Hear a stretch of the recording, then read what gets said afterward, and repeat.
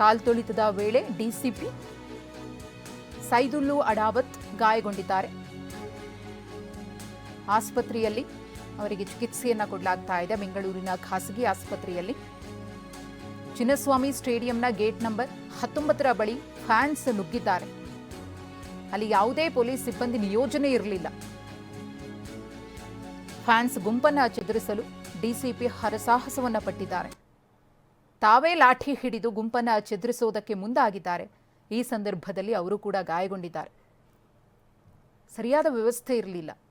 ಭದ್ರತೆಗೆ 1,000ಕ್ಕೂ ಅಧಿಕ ಪೊಲೀಸರನ್ನು ನಿಯೋಜನೆ ಮಾಡಿದ್ರು. ಆದರೆ ಅಲ್ಲಿ ಬಂದಿದ್ದಂತಹ ಜನ ಲಕ್ಷಗಟ್ಟಲೆ. ಅವ್ರನ್ನ ಯಾರನ್ನೂ ಕೂಡ ಕಂಟ್ರೋಲ್ ಮಾಡೋದಕ್ಕೆ ಸಾಧ್ಯ ಆಗಲಿಲ್ಲ. ಗೇಟ್ಗಳ ಓಪನ್ ವಿಚಾರದಲ್ಲೂ ಕೂಡ ತುಂಬಾ ಗೊಂದಲ ಇತ್ತು. 20 ಗೇಟ್ ಇದ್ದರೆ ಅದರಲ್ಲಿ 3-4 ಗೇಟ್ ಓಪನ್ ಮಾಡಿದ್ರೆ ಸಾಕಾಗುತ್ತಾ?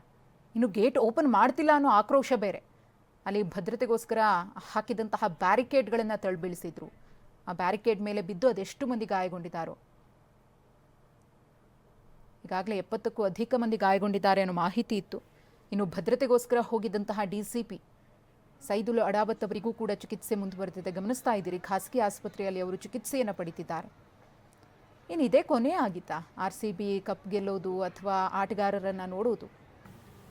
ಇವತ್ತು ನಾನು ಕೂಡ ಅದೇ ಒತ್ತಾಯ ಮಾಡ್ತೀನಿ. ತನಿಖೆ ಆಗಬೇಕು. ಯಾರು ತಪ್ಪಿಸ್ತರು ಇರ್ತಾರೆ ಅವ್ರ ಮೇಲೆ ನಿರ್ದಾಕ್ಷಿಣ್ಯವಾಗಿ ಕ್ರಮ ಆಗಬೇಕು. ಯಾಕಂದರೆ ಜೀವ ಇಂಪಾರ್ಟೆಂಟು. ಜೀವ ವಾಪಸ್ ಬರೋದಲ್ಲ. ಇವತ್ತು ಇದರಿಂದ ಲ್ಯಾಪ್ಸಸ್ ಯಾರಿಂದ ಆಗಿದಾವೋ ಏನೇ ಇರಲಿ, ಅವ್ರು ಎಷ್ಟೇ ದೊಡ್ಡವರಿರಲಿ ಏನೇ ಇರಲಿ, ಏನು ಅವ್ರ ಮೇಲೆ ಕ್ರಮ ಆಗಬೇಕು. ಸರ್ಕಾರ ಈ ಸಾವಿನ ಹೊಣೆಯನ್ನು ಒತ್ಕೋಬೇಕು ಅಂತ ನೋಡಿ, ನೈತಿಕವಾಗಿ ಇವತ್ತಿನ ದಿವಸ ನಾವು ಇದು ಆಗಿದೆ, ಇದು ಯಾರಿಗೂ ಕೂಡ ಊಹಿಸಲಾರ್ದಂಥ ಇದು ಕೆಲಸ. ಇದರ ಅರ್ಥ ನಾವು ಯಾರೂ ಕೂಡ ಇದರಿಂದ ನಾವು ತಪ್ಪಿಸ್ಕೊಳ್ಳೋಕ್ಕಾಗೋದಿಲ್ಲ. ನಾವು ಅದನ್ನು ಜವಾಬ್ದಾರಿಯನ್ನು ಹೊರಬೇಕಾಗ್ತದೆ, ಎನ್ಕ್ವೈರಿಯನ್ನು ಮಾಡಬೇಕಾಗ್ತದೆ. ತಪ್ಪಿಸ್ತರು ಯಾರಿದ್ದಾರೆ ಆ ತಪ್ಪಿಸ್ತರ ಮೇಲೆ ಅದೇ ಅಲ್ಲ ನೈತಿಕ ಜವಾಬ್ದಾರಿ. ಯಾರು ತಪ್ಪಿಸ್ತಾರೆ ಅವ್ರ ಮೇಲೆ ನಿರ್ದಾಕ್ಷಿಣ್ಯವಾಗಿ ಕ್ರಮ ಕೈಗೊಳ್ತೀವಿ. ಇದ್ರಾಗ ಎರಡು ಮಾತಿಲ್ಲ. KC ಅಧಿಕಾರಿಗಳನ್ನು ಕೂಡ ಇದರಲ್ಲಿ ಇನ್ವಾಲ್ವ್ ಮಾಡಬೇಕು ಅನ್ನೋದು. ಒಟ್ಟೆವರು ಯಾರೇ ಇರಲಿ, ಎಷ್ಟೇ ದೊಡ್ಡವರಿಲ್ಲ ಅಂತ ಹೇಳಿದ್ನಲ್ಲ ನಾನು, ಎಷ್ಟೇ ದೊಡ್ಡವರಿರಲಿ ಯಾರೇ ಇರಲಿ, ನಿರ್ದಾಕ್ಷಿಣ್ಯವಾಗಿ ಇವತ್ತೊಂದು ದಿವಸ ತನಿಖೆ ಆಗಬೇಕು. ತಪ್ಪಿಸ್ತರಿಗೆ ನಾವು ಶಿಕ್ಷೆ ಮಾಡಬೇಕು. ಘಟನೆ ಬಗ್ಗೆ ನಮಗೆಲ್ಲರಿಗೂ ಕೂಡ ದುಃಖ ಇದೆ, ವಿಷಾದ ವ್ಯಕ್ತಪಡಿಸ್ತೀವಿ. ಇಂಥ ದುರ್ಘಟನೆ ಆಗಬಾರ್ದಾಗಿತ್ತು, ಇಂಥ ದುರ್ಘಟನೆ ಆಗಿದೆ. ನಮಗೆಲ್ಲರಿಗೂ ಕೂಡ ದೊಡ್ಡ ಆಘಾತ ಆಗಿದೆ ಅಂತ ಹೇಳಲಿಕ್ಕೆ ಬೇಕು. ನೋಡಿ, ಇದು ಸರ್ಕಾರದ ವೈಫಲ್ಯನೋ ಅಥವಾ ಇನ್ನೇನೋ, ಇದು ಆ ಚರ್ಚೆ ಮಾಡುವಂಥ ಸಮಯ ಅಲ್ಲ. ಯಾರು ದುಃಖದಲ್ಲಿದ್ದಾರೆ, ಇಮ್ಮೆಚೂರಾಗಿ ಇದೆಲ್ಲ ನೋಡಿದಾಗ ಆ ವ್ಯಕ್ತಿಗೆ ಅವರ ವರ್ಚಸ್ಸು ಮುಖ್ಯ.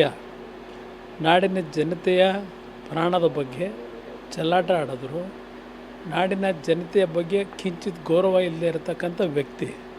ಇವತ್ತು ಮುಖ್ಯಮಂತ್ರಿಗಳಿಗೆ ಏನಾದರೂ ಗೌರವ ಉಳ್ಕೋಬೇಕು ಅನ್ನೋದಿದ್ದರೆ ಇಂಥ ವ್ಯಕ್ತಿಗಳನ್ನು ಅವರ ಕ್ಯಾಬಿನೆಟ್ನಲ್ಲಿ ಇಟ್ಕೊಂಡು ಅವ್ರ ಗೌರವಕ್ಕೆ ಚ್ಯುತಿ ಬರ್ತಕ್ಕಂಥದ್ದು, ಇಲ್ಲ ಅವ್ರ ನಿಷ್ಕ್ರಿಯನ ಅನ್ನತಕ್ಕಂಥದ್ದನ್ನು ಪದೇ ಪದೇ ತೋರಿಸ್ಕೊಳ್ಳೋದು ನನ್ನ ಅಭಿಪ್ರಾಯದಲ್ಲಿ ಮುಖ್ಯಮಂತ್ರಿಗೆ ಶೋಭೆ ಬರ್ತಾರಲ್ಲ. ಅವ್ರ ನಿಜಕ್ಕೂ ಒಂದು ಗೌರವ ಉಳಿಸ್ಕೋಬೇಕು ಅಂದರೆ ಈ ರೀತಿಯ ವ್ಯಕ್ತಿಗಳನ್ನು ಮೊದಲು ವಜಾಗೊಳಿಸ್ಬೇಕು ಅನ್ನೋದು ಹೇಳಲಿಕ್ಕೆ ಬಯಸ್ತೀನಿ.